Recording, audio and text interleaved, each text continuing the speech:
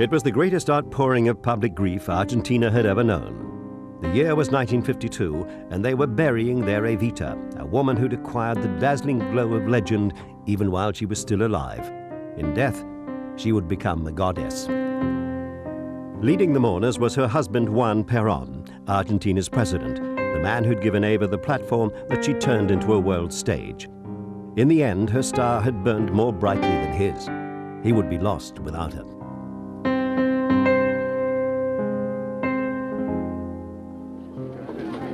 She was a child of the slums, and in a country where women had no rights, had used her beauty as a weapon, seducing rich and powerful men.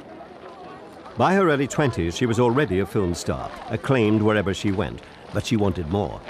She found it in Juan Perón, an army colonel with a hunger for power even greater than her own. In 1943, she became his mistress, and 2 years later, they were married. In 1945, Perón had been thrown into jail for stirring up the people. Now, just a year later, he was returning in triumph as the elected president. But everyone knew that the winning hand had been played by Eva.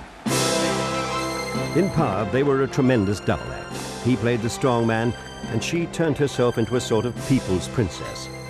Eva would play on their heartstrings, while her husband appealed to their sense of national destiny, borrowing the style and the politics of Benito Mussolini.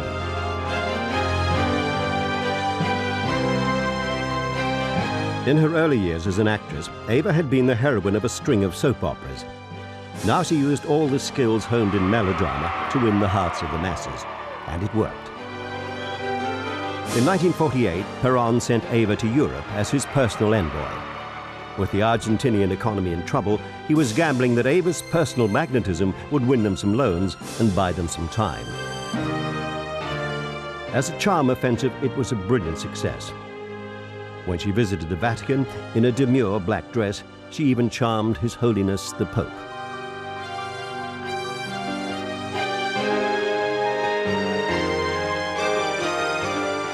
When Eva returned home, Buenos Aires exploded with joy.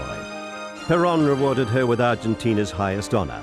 It was another gaudy piece of theater that deflected attention from the iron fist that was crushing all freedom.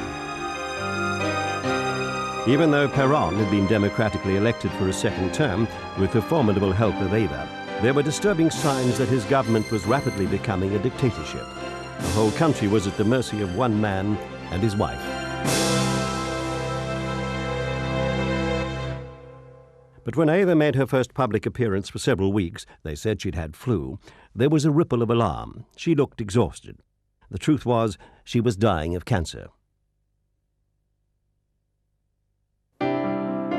On the day of her funeral, hundreds of thousands of mourners threw rose petals at her passing coffin. The city itself seemed to be weeping. It was 1952, and she'd lived just 32 years. Not long enough to lose the bloom of youth, and not long enough for history to find her out. That would come 25 years later, when in the British musical Evita, she'd be portrayed as a ruthless manipulator. But on this day, the day Argentina buried her, an entire country seemed paralyzed by grief. For several days and several nights, the endless procession of mourners went winding past her embalmed body, the rich and the poor, the humble and the famous.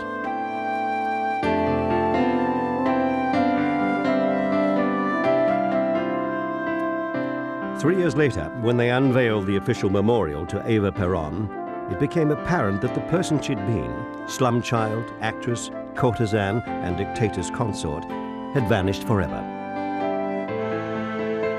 They'd made her into a saint, and her husband would never be the same force again.